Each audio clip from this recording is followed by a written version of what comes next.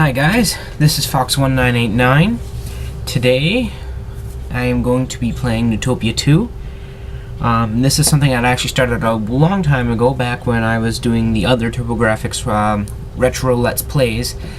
And I originally intended to live stream this, but unfortunately I just can't seem to be able to do that. So here we are, we're doing it the YouTube version. This is how this is going to work. I'm going to kind of record it 15 minutes at a time and do it that way. Just under where you can see, I've got it paused, so that's why you can't see anything. See? When I click on it, it does that. Anywho, right below where my mouse is right now, on the bottom of the screen that you can see, there's actually an additional bar that just has demo version and has a timer. That timer, I just want to see how good you can see. Let's put that up. Sorry, that was probably really loud for you.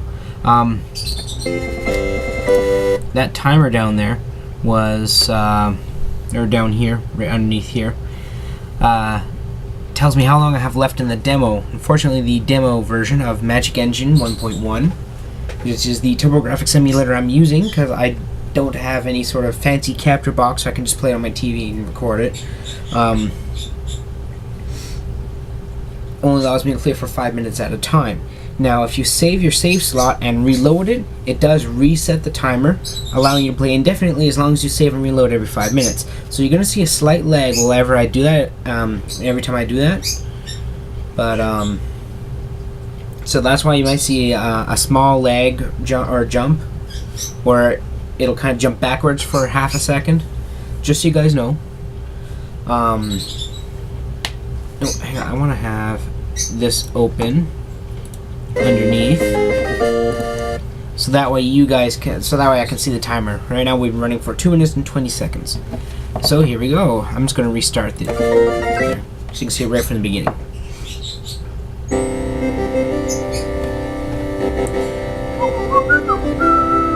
This was my all-time favorite game when I was a kid.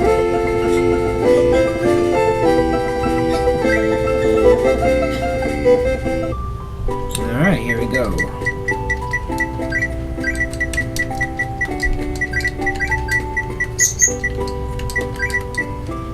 So you start the game playing as the player character's father. The player's character's default name is Hudson, because that's the company that developed the game. But of course, as you just saw, you can name them whatever you like, up to 6 letters. So this is the Kraken, a boss that you technically cannot beat, due to the fact that A, you only have half a heart, so one hit you're dead, and B, he literally has infinite health. I fought this guy for about 3 hours one time without dying. I know, mad skills, but I still never beat him. And you're technically using the strongest sword in the game. I just find it fun just to fight him anyways. It's a challenge. Whee! Miss me. Polka. Polka. Polka. If you get too close to the top of the screen, you kind of get sucked in by the movement arrows. Any of the floor that have arrows on it drags you towards the water. Only these 4 spaces here are safe. That's why you kind of notice me kind of jabbing up, going back down really quick, often missing. Jabba, Jabba, Jabba the Hutt.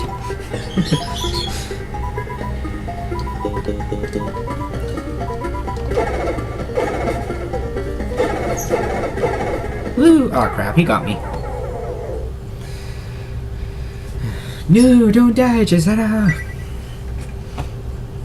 See, it turns out that that was all just a dream.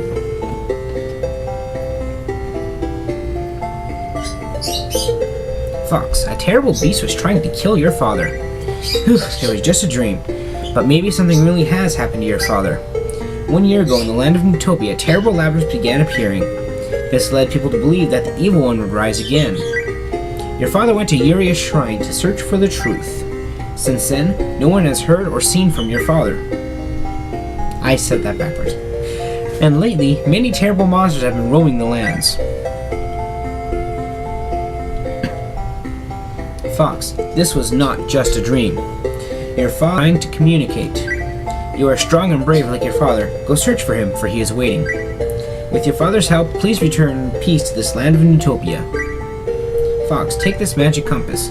Your father said to follow the compass when lost in the evil labyrinth. The compass will guide you towards the treasures hidden within. Fox gets the charmed compass. Now, she's pretty much quite literally when she says that. The compass does not point towards the boss room or anything. It literally points towards the treasure within the, which is usually right after the boss room. Of course, since you never need to just go directly to the boss room, the compass is pretty much a hunk of junk.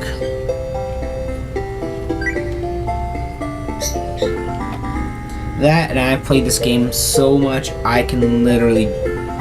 I know it inside and out, backwards, forwards, upside down, and blindfolded.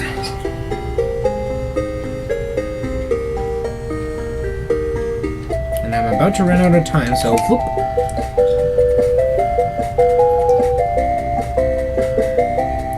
I love the music in this game. The music in this game is just awesome. So these are orange slimes. Much like games like Dragon Quest, they are pretty much the weakest enemy in the game, having no real attacks.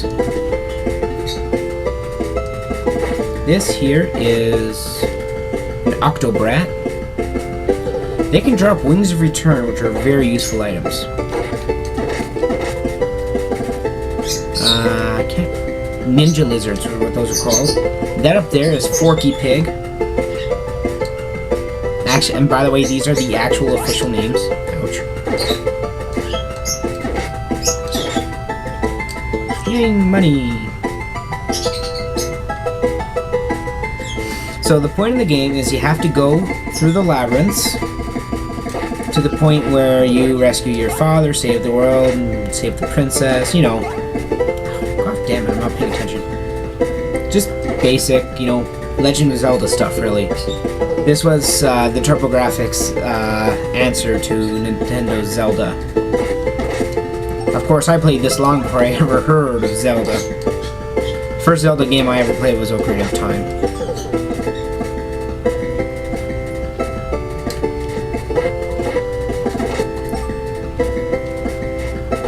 I believe these things are simply called flower mouths. They're not very creative with the names.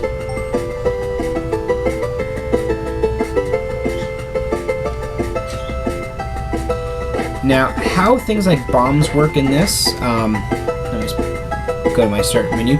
Yeah, first you can only hold 8 bombs, but every time you find a blue-robed monk, he'll increase the your strength by 4 bomb capacity, allowing you to hold up to a total of, I think, 20 or 24 bombs. I think it's 20.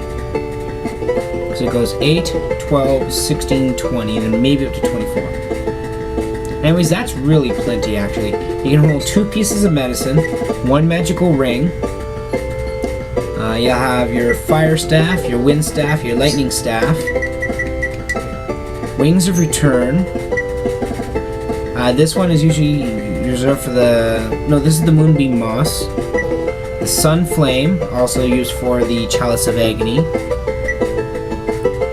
The Boomerang. The Flail. And I can't think what the last item is right now. And then where it says hold items, those are items that you hold in your inventory that just work automatically. Your weapons, your armor. Your shield does nothing until you get the silver shield. As far as I can tell. Your boots.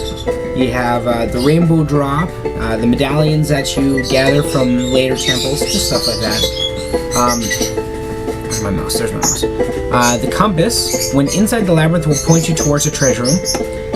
Crystal ball is basically your dungeon map. The key, well, it's self-explanatory, lets you get into the boss room. This is just the map. The amount of gold you have, the amount of life you have, your currently equipped weapon, and your currently equipped item. So that's just a basic breakdown of the menu screen.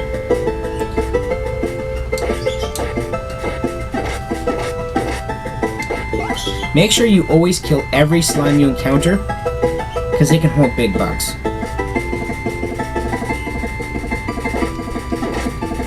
Small secret, right that way through the next screen sideways is the final level. The final labyrinth. You'll see. I'm lost. I wonder what way I should go.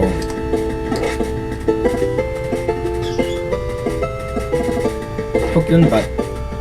Now, once you've cleared any particular screen with enemies, you can always push rocks just by walking up against them. Doesn't always work. Sometimes it does.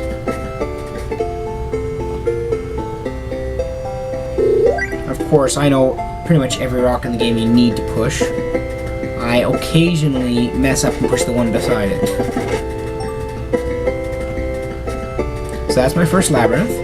But first we're going to go off to the side here. Push this rock. This is the other kind of monk you can meet, the pink-robed monks, or perhaps it's supposed to be red. Either way, they are monks of life. Hua hua hua. Who the hell laughs like that? I'm an expert on life. Here's for good luck in the nasty labyrinth. Have a heart, son. As you can see, he increased my life by 1 heart. It was 5, now it is 6. You also gain life through defeating bosses, much like Zelda, except instead of picking up heart cases, it simply just added around your life bar immediately.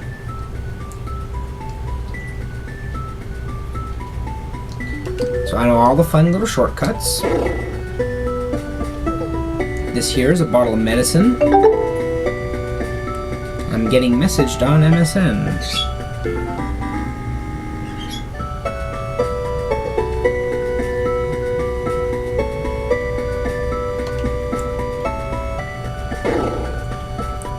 This here is the crypt key.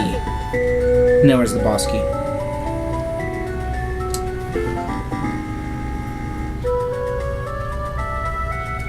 Now I can bomb this way if I want to, but I don't want to. I'm going to go up here into the room with the 4 zomboids. Pokey, pokey, pokey, pokey. Money! Hearts. I hate leaving things on the ground even if I don't need them. They disappear after a couple seconds anyways. These are shadow spooks. They are immune to magic spells like the ones from your staves. Ooh, wings. So you have to hit them with something physical. Boomerang works good, flail, sword. These are darter snakes. They are aptly named after the real-life snake, the garter snake. But they dart around, hence darter snake. These are flame slimes. They're unique from the normal slimes. The only part you can actually hit is the flame heart. So as you can see, when his flame is not in his body, I cannot hit it. But if he's tossing up his flame, I can just hit the flame. Now, if you stop and look at the water on the ground, it's shaped like a man. Here are your legs, your main body, your arms, but it's not missing a head, which means it's not actually a man. It's more like the shell of a man, kind of like, you know, armor. As you can see, I'm already wearing my brand new duds. And that will increase my damage resistance, not by much, to be honest.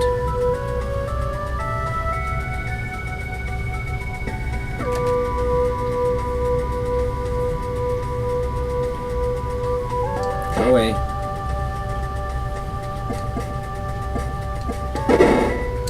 Yeah, enemies do return after you go so many screens away. I think it's 3.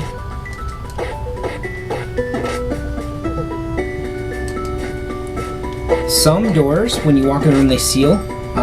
There's 2 ways to open them. One is to clear the room of all enemies. The other is to push rocks. Sometimes you need to do both, because you can't push rocks until you've cleared the room of all enemies.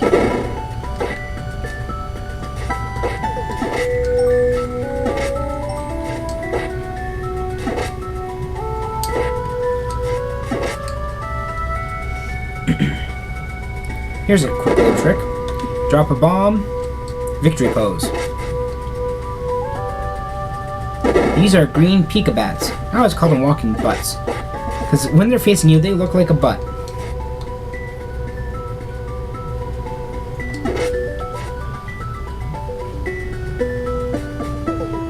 and this is the old man. There's pretty much an old man in every single labyrinth. He tells you to find generally the secret item, like the special item, or gives you a hint on how to find it, or he'll give you a hint on how to defeat the boss. Like, he'll say, for instance, when you're going to fight the were-toad, that it's only vulnerable when his brain is flashing. That's the 3rd level boss you'll see in probably about 4 episodes. Oh, we're about to enter the boss room, but I've already hit my 15-minute mark, so I'm going to go ahead and call it a recording. This is Fox1989 signing off.